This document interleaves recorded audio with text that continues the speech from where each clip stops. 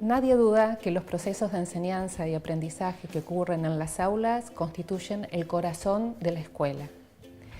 Investigaciones nuestras e investigaciones realizadas en todo el mundo muestran que las buenas prácticas de enseñanza no solo están acompañadas por muy buenos docentes, sino que también la práctica pedagógica del director influye en que en la escuela se aprenda.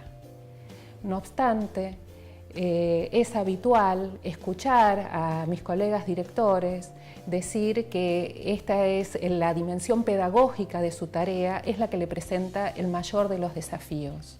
Las otras dimensiones de su trabajo, cuando se tienen que ocupar de cuestiones institucionales, comunitarias, administrativas, ocupan un tiempo que no siempre dejan espacio para su práctica pedagógica. Esto es hasta paradójico porque lo central de la escuela es la enseñanza, el director debería ocuparse de lo central de la escuela y muchas veces esto le resulta imposible. ¿Cómo se construye la dimensión pedagógica de la práctica del director? Una puerta de entrada posible es a partir de las observaciones de clase. Y estoy hablando tanto de directores de escuelas primarias como también de escuelas secundarias. El director tiene que construir un rol de asesor, de poder asesorar a sus docentes. Y cuando digo asesorar, no me refiero a capacitar. Me refiero a acompañar, a sostener las prácticas, a abrir espacios de diálogo, espacios de escucha, espacios para desnaturalizar lo que el profe ya tiene naturalizado. Y este es un espacio a construir entre el director y el docente. Posiblemente un director de una escuela secundaria no pueda hacer esto con todos sus profesores, pero va a tener que elegir un foco por donde empezar a trabajar y construir esta práctica de asesoramiento, que es la que va a generar algún tipo de cambio o algún tipo de mejora en su práctica. Muchas veces, hablando con directores, aparece como un gran temor a entrar al aula, un gran temor a la devolución que deberían hacer a los docentes, sobre todo si no pertenecen al mismo campo disciplinar. Nosotros sostenemos que en realidad un director no solamente puede, sino que parte de su práctica pedagógica consiste en acompañar, en asesorar, e implica un trabajo colaborativo. Un director no debería tener todas las respuestas, no se espera que las tenga, pero sí puede abrir un espacio de interrogación, de pensar junto con un colega profesor para inaugurar otras prácticas en el aula. ¿Qué observa un director cuando observa una clase? Bueno, la observación es una práctica situada, va a tener que ver con muchas cuestiones ligadas a su institución, ligadas al docente que va a observar, a los estudiantes, o sea, no podemos generalizar demasiado. Sin embargo, hay algunas cuestiones ligadas a la observación, como podríamos decir básicas, que podrían estar presentes en todo acto de observación que realiza un director en su escuela. Por ejemplo, en primer lugar, observar qué ocurre con el contenido de la enseñanza. Nosotros sabemos que cada acto pedagógico incluye un docente, alumnos y cierto contenido a enseñar. Respecto de ese contenido, la información que circula en el aula tiene que ser clara. Ese es un requisito. Esto no quiere decir que la clase comience con información clara, porque tal vez comienza con una pregunta y recién al final de la clase se llega a aclarar el enigma.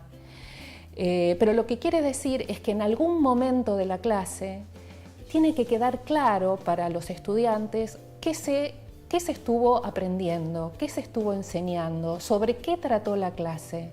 En nuestras investigaciones, muchas veces, cuando termina una clase, les preguntamos a los estudiantes, bueno, ¿y qué aprendiste hoy? ¿O qué te enseñaron? Y no nos pueden responder.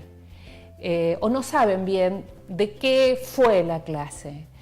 Esta cuestión de la información clara, no solamente respecto del contenido, sino también información clara acerca de lo que se le pide al estudiante que haga durante la clase. Parece una cuestión del sentido común, tal vez lo sea, pero no siempre la información clara está presente en una clase y sería una cuestión que el director debería observar. Un segundo elemento sobre el que el director podría preguntarse cuando observa una clase es acerca del sentido que tienen esos contenidos que se están enseñando para los estudiantes.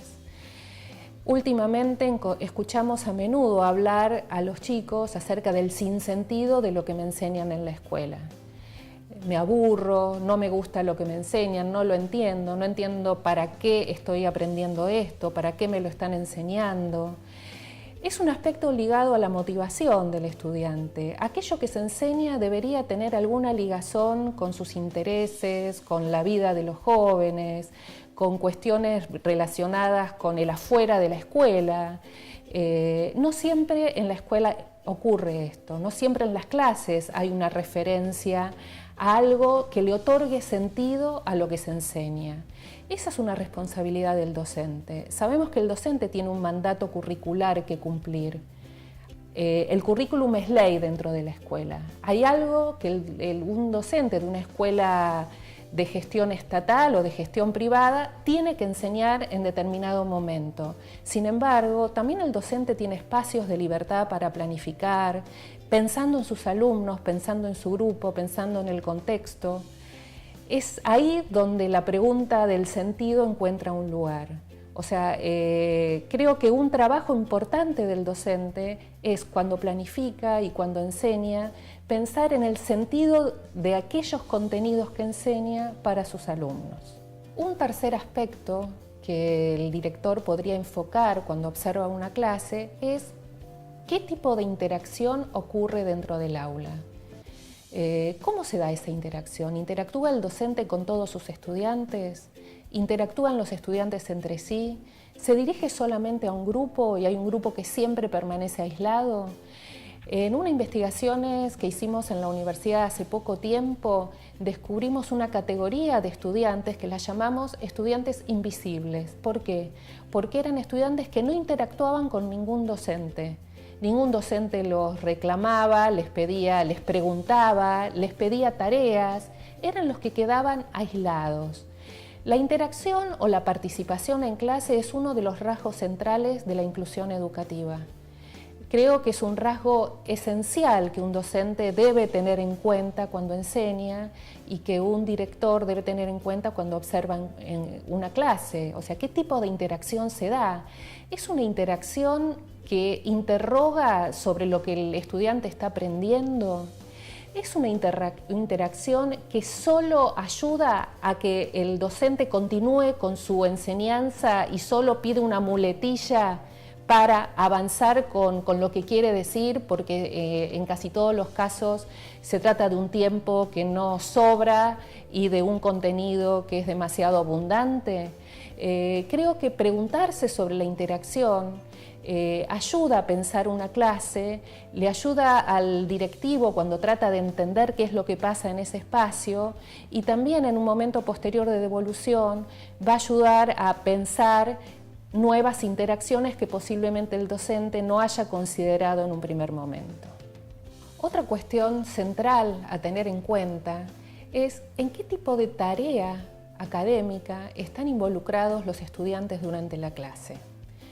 ¿Qué quiero decir con esto? El aprendizaje no ocurre a partir de lo que el docente le dice a un estudiante. Un docente se puede pasar temporadas hablando y los alumnos no aprendiendo. Un estudiante aprende a partir de lo que hace, a partir de una tarea planteada por el docente. Una tarea que desde la teoría se suele llamar tarea académica. Las tareas académicas pueden ser de distinto tipo.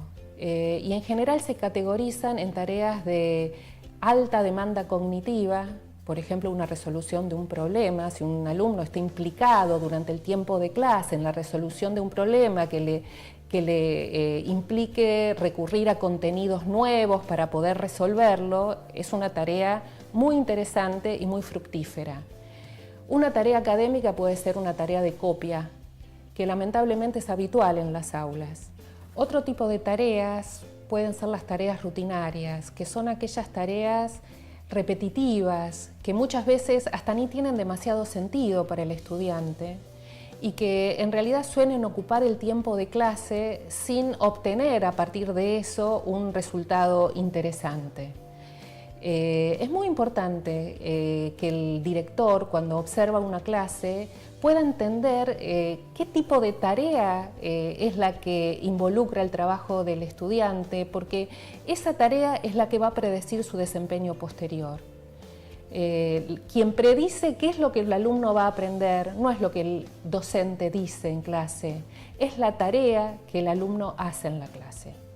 Otro aspecto a considerar es la retroalimentación que el docente brinda a sus estudiantes. Habíamos hablado antes de la interacción. Muchas veces esa interacción tiene como propósito que el docente haga devoluciones a los jóvenes, a los chicos, acerca de lo que van aprendiendo. Estas devoluciones son esenciales. La pregunta que se puede hacer ahí el director es: ¿el profesor realimenta la participación de los estudiantes? ¿Les señala sus errores? ¿Les marca sus aciertos? ¿Los alienta a seguir trabajando? Me parece que eso es un aspecto muy importante de la clase.